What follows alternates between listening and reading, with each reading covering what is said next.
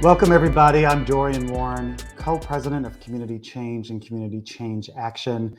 And I am so delighted to be joined by my dear friend and comrade, Prentiss Haney from the Ohio Organizing Collaborative. Prentiss is co-executive director of the LOC. He's a veteran community organizer and strategist whose work has been featured in lots of publications on MSNBC and PBS NewsHour and The Guardian, The Atlantic. Previously, he was executive director of the Ohio Student Association. And over his long career, even though he's really young, he has trained hundreds of leaders in grassroots organizing, in racial justice, and criminal justice, and higher education campaigns across the state. So thank you so much for joining me for this conversation, Prentiss. Thank you, Dorian, for the introduction. I'm excited for the conversation. So listen, I want to talk to you about the what's in the All In for Ohio agenda. What is the All In for Ohio agenda? What's it in? What does the agenda focus on? Talk to me about the agenda. Yeah, so I'm glad we're having this conversation. I want to kind of like take a step back and think about, where Ohioans, Black Ohioans, but Black people in the nation was, the day after the election. We were, in our homes, we had showed up to vote. There was all this conversation, all these pundits about what might happen, the votes not being counted and trying to see what's going to happen. And then what we saw over the next couple of weeks was that the story started to change, that Black people delivered, that we did what we know how to do, show up at the polls and deliver what we needed for our communities, and that the big, bold agendas that we want to see of our communities could actually be realized.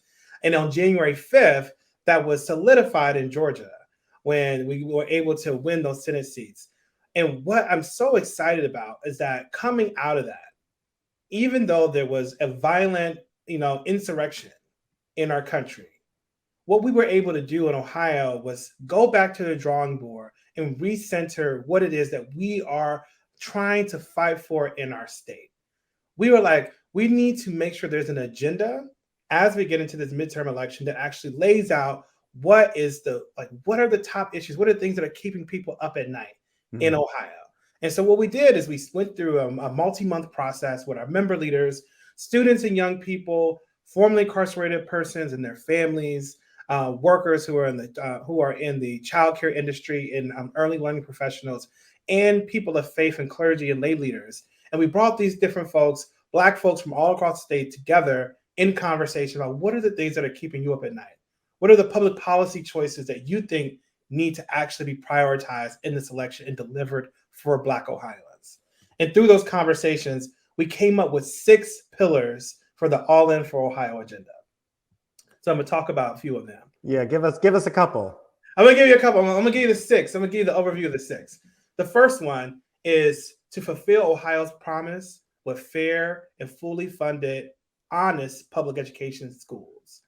The reason why this is so important is we've known the debate around public schools has been a long debate for a very long time. And we know that public schools is where Black children are mostly educated. But now that place has been the site of battle, not only for our minds, but our cultural war to try to decide what we could learn about our history. We knew that we needed to make sure we had a strong pillar about making sure not only our schools are teaching the history that has happened in our country, but also making sure they have the money to actually deliver for the students who are in those classrooms, no matter where they come from or what zip code they grew up in. Yes. Our second pillar is about that money, exactly. We've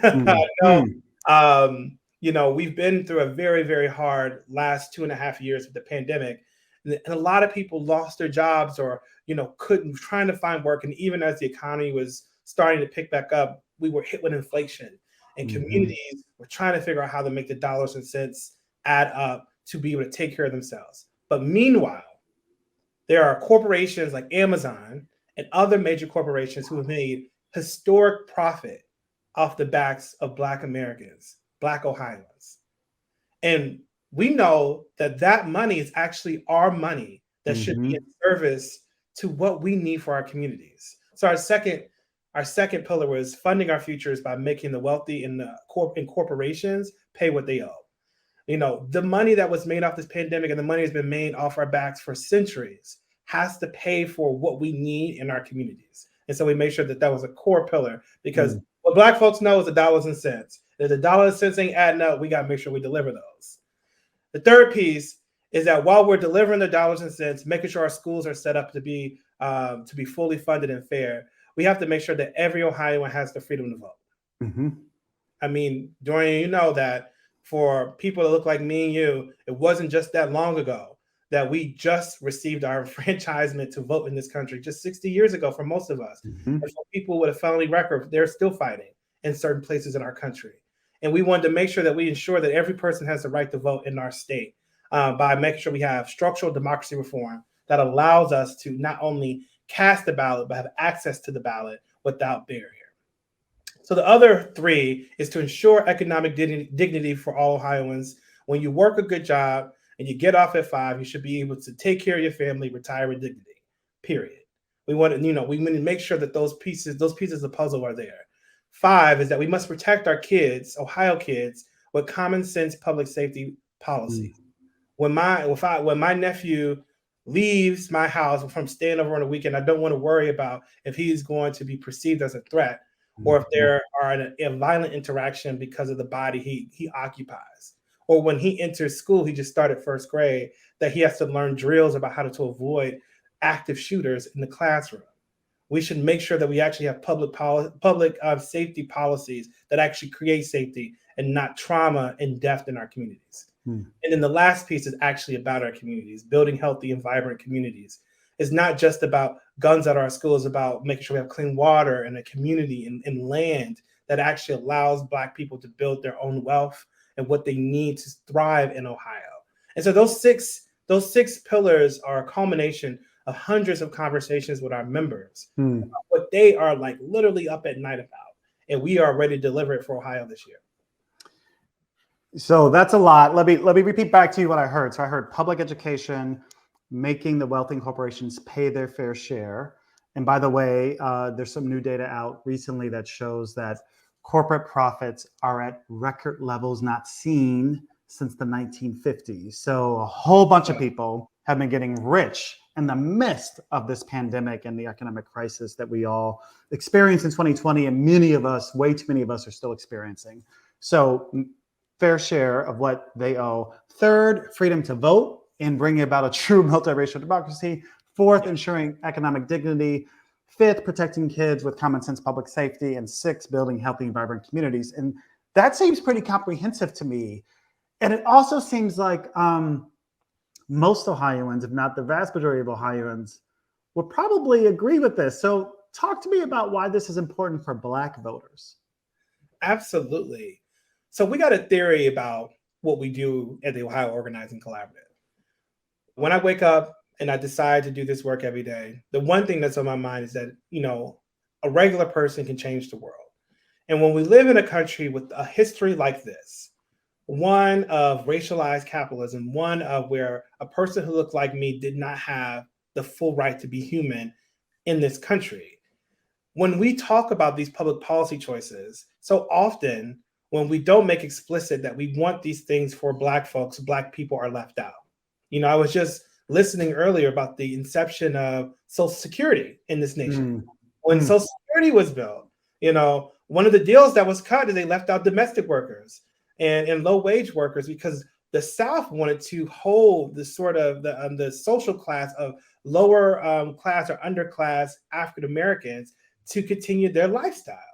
And so when we don't make explicit that these programs need to be for Black communities, they are left out. But what we also know is that when the programs are for Black communities, they benefit everyone.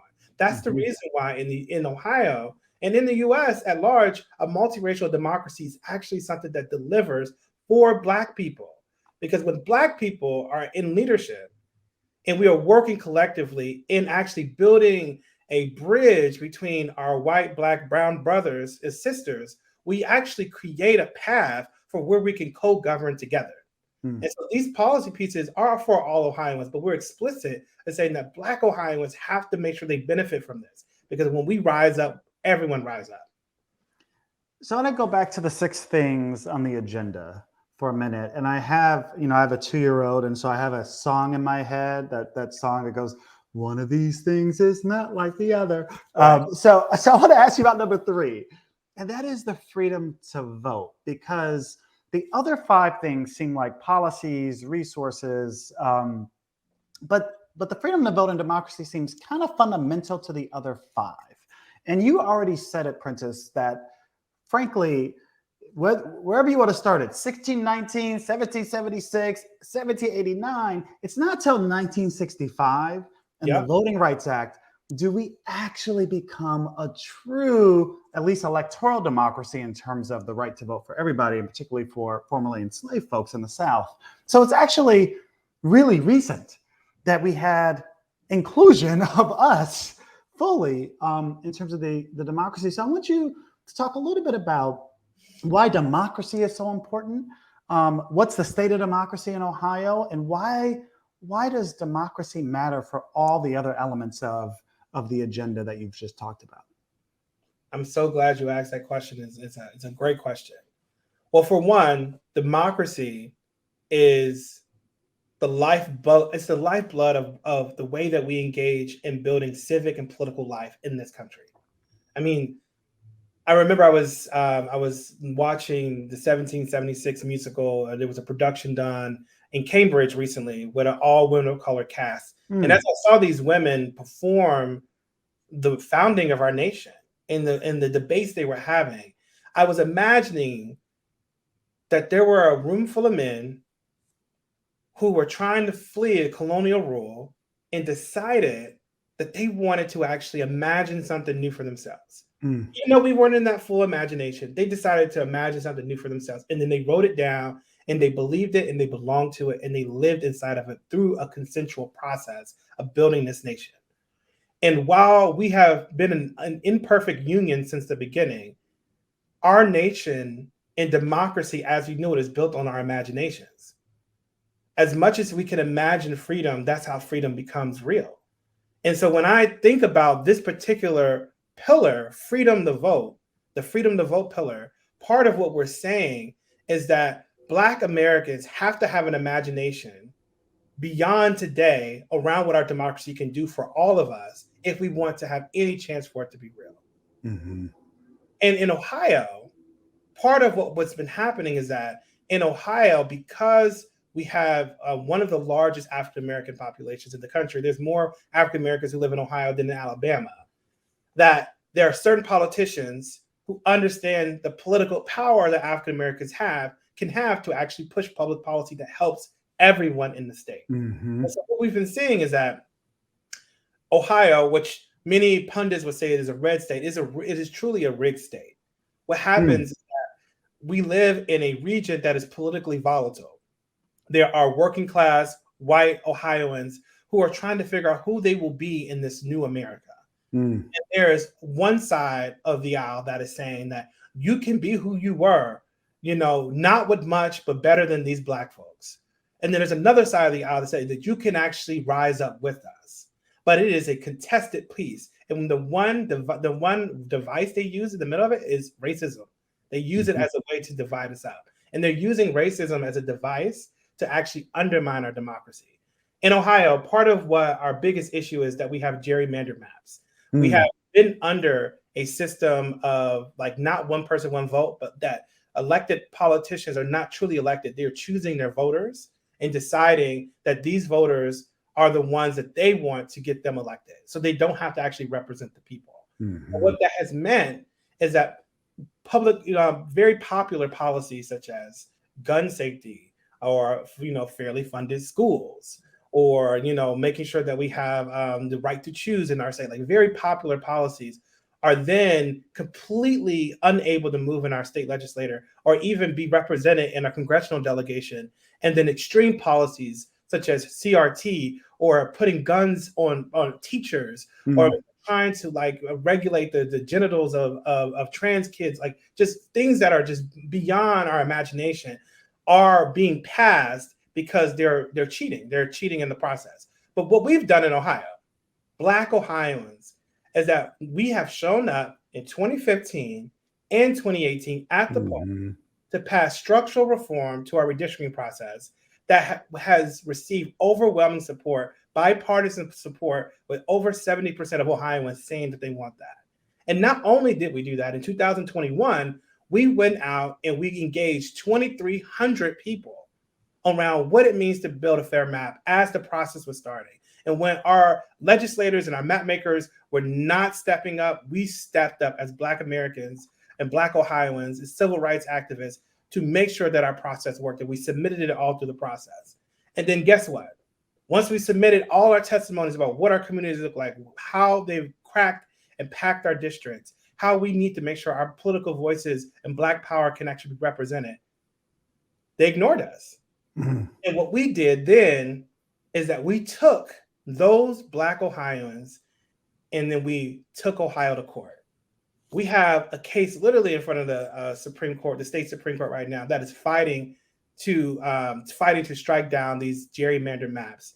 And Black Ohioans, including myself, have fought in that state Supreme Court and have won 5 times that these maps are unconstitutional and do not fit what Ohioans want.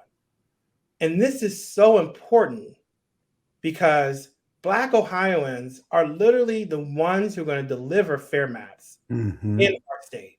Literally, they are on the lawsuit, and they are the people in the streets, and they are the people in the state house fighting for it. And what certain politicians that are on that commission want is to run down the clock. They've decided that because we've built so much power, that they're just going to wait till the courts change. Sounds familiar? Does it sound like what's happened federally? Like, we're going to wait till we can change the courts. But guess what? We're not going to allow them to change those courts. We're going out in record numbers this fall to make sure that Black Ohioans and young people are showing up to make sure we have a pro-democracy majority on our state Supreme Court. This is what we mean when we say that this agenda is a Black agenda because Black people are fighting for it and will deliver it. And we want our Ohioans to be a voter and take the pledge to be a part of the All In for Ohio agenda, because it means not only that you care about these policies, but that you will take action to make sure that your friends and family show up and vote and protect people who are actually trying to protect our democracy. Because if we don't have a functioning democracy, then we don't have public policy that can deliver for our communities, and we don't actually have the protections that we deserve in our communities. I just want to remind viewers that you can take the pledge, the All In for Ohio pledge. It's at www.aifoagenda.org. Sign up, take the pledge, especially if you're an Ohioan, especially if you're a Black Ohioan, be a voter and take the pledge. Okay, Prentiss, I'm so glad that you just did that. You just explained in some ways, the crisis of democracy in Ohio and what you're doing to take action. I want to pivot a little bit. I have 2 more questions for you. So I do want to ask you, though, about the economic dignity plank of the platform, and really ask you about the worries that you hear, particularly from Black voters and Black constituents and folks that you're organizing. How are Black Ohioans dealing with economic worries, with inflation, with jobs, with low pay, with lack of work, with, volatile scheduling of hours, like all the things? Like, talk to us a little bit about how Black Ohioans are doing in this moment of economic, let's call it volatility, alarm, fragileness. Yeah.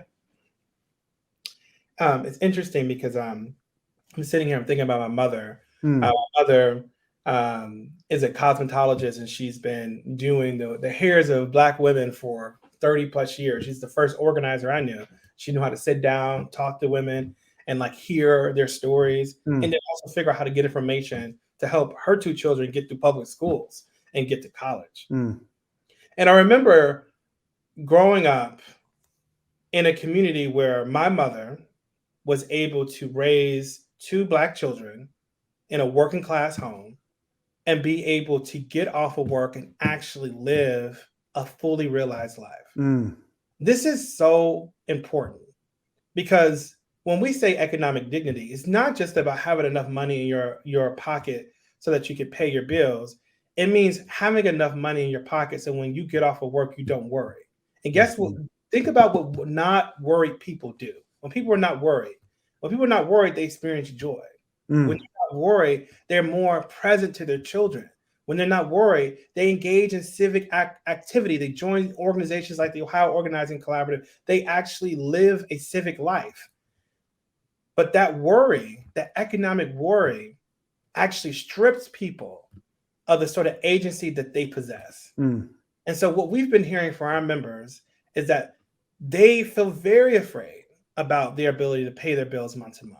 But what they also know is that there is a moment now where workers have way more power than they've had in a very long time. And they know that this is an opportunity for them to stand up and demand for more.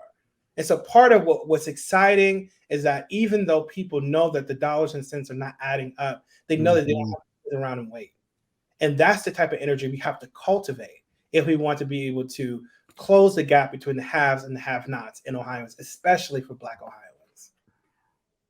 Ooh, you are speaking the good word, sir. I have one final question for you, and that is, talk to us all who are watching, talk to us about the role of grassroots organizations like the Ohio Organizing Collaborative in terms of building a world that we want to live in. And how does this agenda reflect that? Wow. I mean, I'm sitting in this question, especially the part of building the world we want to live in.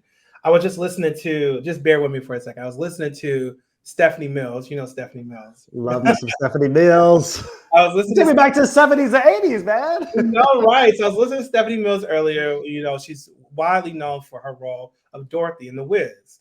And if you're Black, then you know that at the end of The Wiz, there's the ultimate song called Home.